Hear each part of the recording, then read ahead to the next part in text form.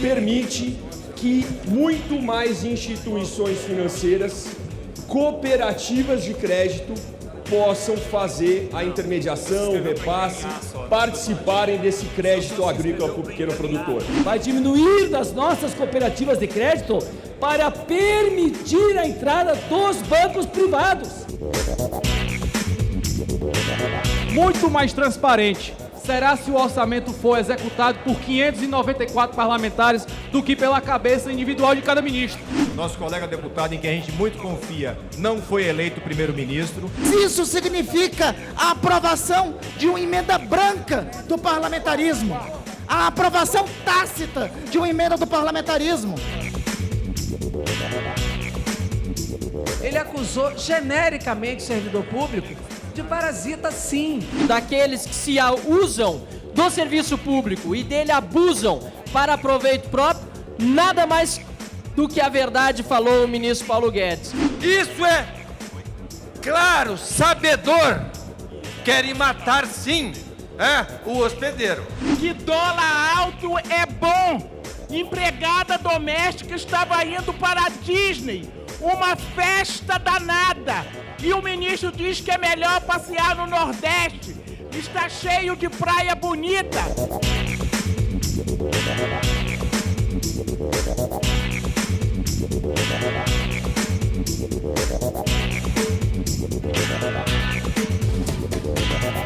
A medida provisória que cria novas regras para a liberação de crédito para o setor rural abriu os debates no plenário da Câmara nesta semana. Os favoráveis à proposta diziam que ela vai ajudar a reduzir o custo dos empréstimos para o produtor rural. Para os contrários, a medida prejudica os bancos públicos. O que nós estamos dizendo é que o escasso recurso que está alocado para a agricultura familiar, através dos bancos públicos e dos bancos cooperativos, com a medida provisória apresentada pelo governo, vai diminuir a presença do Banco do Brasil, vai diminuir a presença do Banco do Nordeste, vai diminuir a presença do Banco da Amazônia, vai diminuir das nossas cooperativas de crédito para permitir a entrada dos bancos privados. Parabenizar o relatório, já tinha um texto bom e você tornou ele ainda melhor, e ainda moderno e ainda mais democrático, principalmente para o pequeno produtor rural brasileiro. Uma vez que esse texto, deputados e deputadas, permite que muito mais instituições financeiras, cooperativas de crédito, possam fazer a intermediação, o repasse, participarem desse crédito agrícola para o pequeno produtor. Uma vez que a gente democratiza e cria mais concorrência, sugestão colocada pelo relator Lupion, a gente tem a tendência de abaixar os juros, de facilitar, de flexibilizar o crédito para o pequeno produtor no campo. Quando nós falamos de agricultura familiar, é importante ter muito claro que o PRONAF surgiu ainda com o Fernando Henrique Cardoso, presidente da República. E de lá para cá, nós tivemos a evolução do setor da agricultura familiar, uma diferenciação do crédito rural, um tratamento para o jovem que estava excluído, uma inserção das mulheres na política do crédito e que hoje nós perdemos e não temos mais nem o Ministério do Desenvolvimento Agrário. O DEM compreende que nós estamos votando uma medida provisória que favorece o crédito agrícola como um todo. Não importa se o crédito é do banco público ou do banco privado. O fato é que estamos vivendo um momento inédito no Brasil, com o juro, com a taxa Selic da faixa de 4%, o que naturalmente favorece a produção. Favorece ao crédito agrícola tanto para o grande como para o pequeno. Não há por que se pensar em uma diferenciação entre banco público e privado quando as taxas são as mesmas. Nada contra o setor do campo ter acesso a crédito, mas ela acaba produzindo uma distorção inaceitável para favorecer o sistema financeiro, que já tem lucros absurdos. Agora há pouco, acabou de ser publicado o lucro do Itaú, 25 bilhões em 2020, ou em 2019, aliás, quando só tem desemprego no país, a economia não cresce, só o sistema financeiro. Essa medida vai nessa direção. prejudica a proteção da propriedade rural para favorecer o sistema financeiro, facilitar os bancos tomar a terra do agricultor. Benefício para o produtor rural, benefício que possibilita a desburocratização, a facilidade do acesso a crédito, a facilidade na hora de conseguir aquele recurso tão necessário e tão difícil para fomentar e para financiar a nossa safra, os nossos equipamentos, os nossos insumos e principalmente tirar o produtor rural do vermelho. No mesmo dia em que a ministra da Agricultura, Tereza Cristina, nossa colega deputada federal, anuncia a maior safra da história do nosso país, nós podemos dar um presente a todos os produtores rurais brasileiros de aprovar a MP 897 e desburocratizar o nosso setor, facilitando o acesso a crédito. O texto principal da medida provisória que cria novas regras para a liberação de crédito rural foi aprovado. Agora falta a votação de algumas sugestões dos partidos para mudar a proposta. O assunto deve voltar à pauta na próxima semana. Deputados e senadores se reuniram no plenário da Câmara para votar em vetos do presidente da República a projetos de leis aprovados pelo Congresso. O mais controverso foi o veto ao projeto que obriga o governo a aplicar recursos direcionados por parlamentares no orçamento da União. Alguns congressistas pediam a derrubada do veto, enquanto outros preferiram adiar a votação. Essa matéria é importante de ser deliberada no dia de hoje para que nós possamos iniciar a execução orçamentária já com o cadastramento de novas propostas e propostas que ainda precisam ser efetivadas no Siconv, já que o ano de 2020 já se iniciou e nós temos aí as eleições em junho, no prazo fatal para que as emendas possam ser liberadas. Portanto, quanto mais agilizarmos o procedimento para que essa efetivação do início da execução orçamentária se inicie, melhor para os entes federados, em especial as prefeituras e os estados que compõem a nossa federação. O Congresso Nacional já terá uma execução orçamentária superior à do Executivo.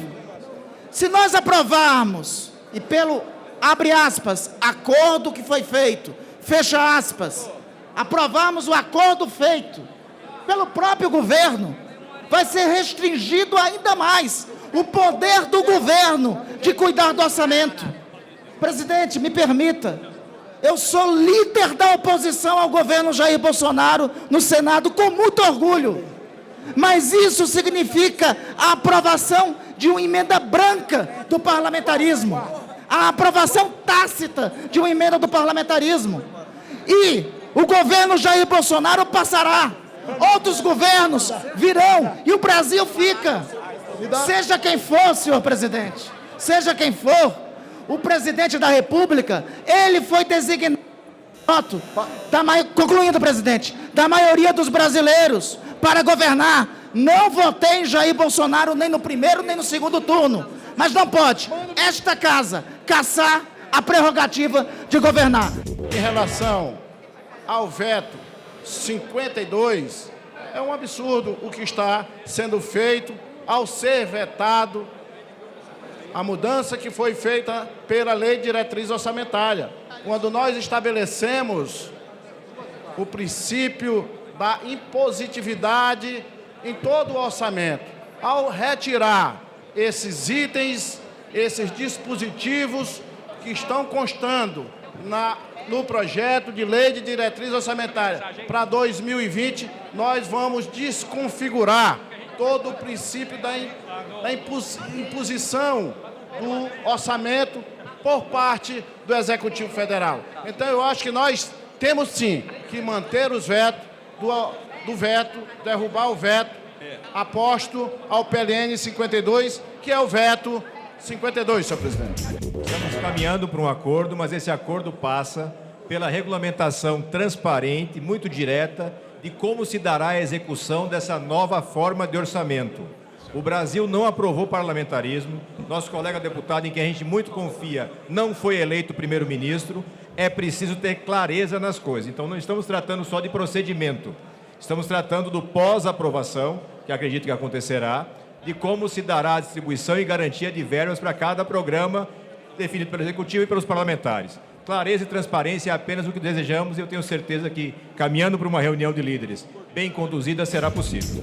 A partir do momento em que essa emenda do relator vai ser impositiva, como ela vai ser atribuída? Sabemos que é claro que ela vai ser destinada de acordo com as linhas de orçamento, de acordo com os programas de governo, mas qual é a destinação? Sem essa clareza de como isso vai ser definido, a gente não tem, de fato, o parlamento definindo para onde vai o orçamento, mas sim a concentração, independente de quem é o relator, mais uma vez não é pessoal, na mão de uma pessoa só, na mão de uma pessoa que não foi eleita, como foi falado aqui pelo senador Alessandro Vieira, como um primeiro-ministro, nada disso, e sim como relator, e o relator deve seguir o entendimento do parlamento.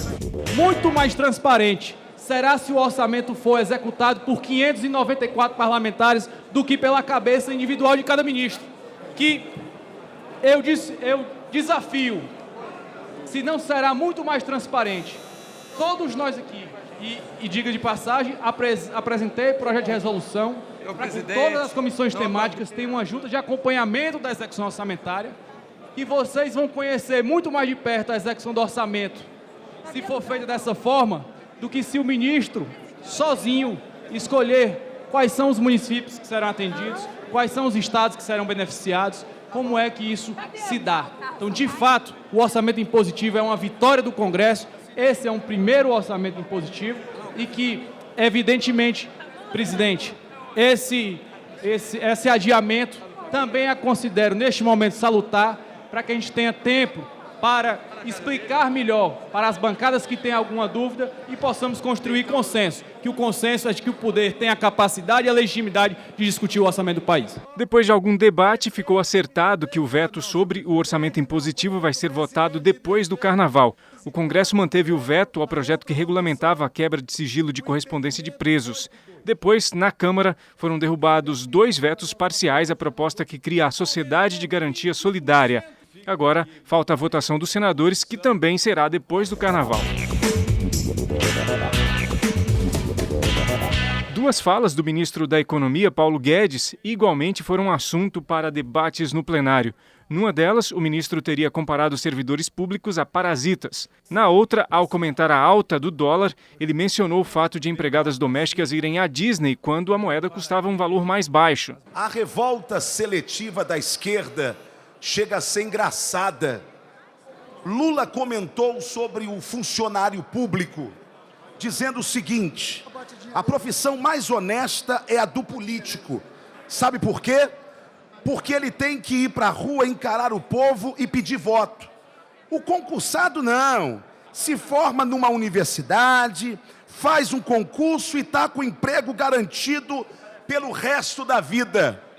Lula chamou político de honesto e funcionário público de corrupto, além de desprezar quem faz uma universidade pública e presta um concurso público. Para Lula, fazer universidade e prestar concurso público não é nada. Então, eles se revoltam com Paulo Guedes, mas se esquecem o que o chefe deles falou há menos de 4 anos atrás. Quero deixar meu repúdio aqui ao ministro Paulo Guedes pela ofensa que fez aos servidores públicos de todo o Brasil.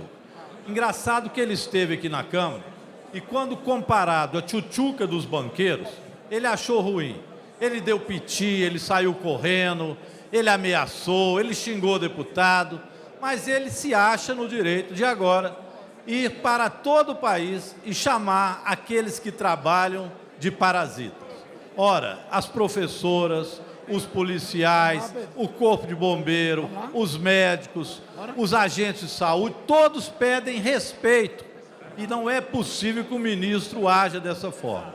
Pior, presidente, ao fazer esse tipo de ofensa, ele incentiva também a reação que é justa daqueles que trabalham no nosso país. Hoje ele soltou uma nota que eu vou ler.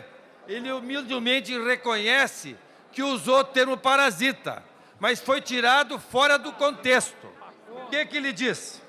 Eu me expressei muito mal, peço desculpas não só aos meus queridos familiares e amigos, mas a todos os exemplares funcionários públicos a quem descuidadamente eu possa ter ofendido. Disse ainda que não estava se referindo aos servidores quando usou o termo parasita, mas a municípios que estão em situação extrema de crise fiscal. Abre aspas.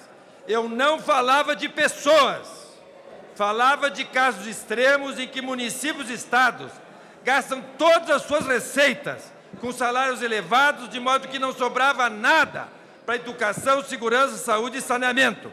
E isso é uma plena verdade. Parabéns, ministro, pela sua humildade e parabéns pela sua coragem. Nós sabemos que fiscais, delegados, promotores ganham uma fortuna nos seus estados e prefeituras também, câmaras de vereadores, procuradores.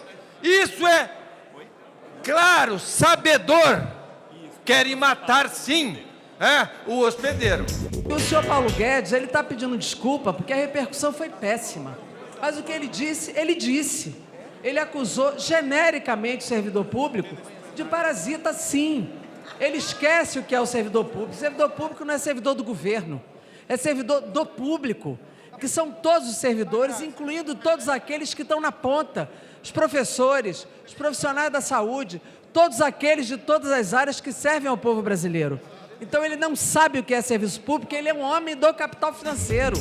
Ele está sendo sordidamente atacado por pessoas maldosas que descontextualizaram a sua fala, distorceram o que ele disse, que em relação especificamente ao fato daqueles que se usam do serviço público e dele abusam para proveito próprio, nada mais do que a verdade falou o ministro Paulo Guedes. Porém, sabendo da repercussão negativa dada, repito, por aqueles que sordidamente fazem uma campanha de calúnia contra o ministro da Economia, Paulo Guedes, ele decidiu pedir desculpas aos que assim se sentiram ofendidos, mostrando a sua grandeza, em contraposição ao tamanho minúsculo daqueles que o atacam. É um absurdo que Paulo Guedes diz que dólar alto é bom. Empregada doméstica estava indo para a Disney, uma festa danada. E o ministro diz que é melhor passear no Nordeste, está cheio de praia bonita. Nós sabemos que as trabalhadoras domésticas que estão há vários anos sem ver a sua família no Nordeste, só pode fazer isso no governo de Luiz Inácio Lula da Silva e de Dilma Rousseff, porque agora as empregadas que estão trabalhando no Sudeste e que têm seus familiares no Nordeste não estão podendo ir, e ele diz um absurdo desse. Então é bom o dólar subir, porque os pobres jamais poderão sair do lugar em que estão. É isso que Paulo Guedes diz, é isso que ele está fazendo com essa política nefasta. O ministro da Economia, Paulo Guedes, disse que a fala sobre os servidores foi um mal-entendido e pediu desculpas. Os petroleiros estão em greve para defender a Petrobras como empresa estratégica para o desenvolvimento do nosso país, como empresa estratégica para garantir uma política de preços justos para o Brasil de combustíveis. E nós hoje tivemos uma importante reunião com o presidente do Senado, Davi Alcolumbre, e com o presidente da Câmara, Rodrigo Maia. A direção da Petrobras deve receber nas próximas 24 horas o comando de greve dos petroleiros para negociar a pauta da greve que está em curso. Temas de interesse nacional debatidos em plenário, a reação e propostas dos deputados, fatos e opiniões. A população está descobrindo a complexidade do sistema tributário brasileiro. Eles descobriram que pagavam tributo pela média dos preços dos postos e não pelo produto efetivamente vendido pela Petrobras. Ou seja, a Petrobras baixa, não baixa na ponta. A Petrobras está sempre fazendo a diminuição, mas o fisco, um passo atrás, não repassa isso para os contribuintes brasileiros.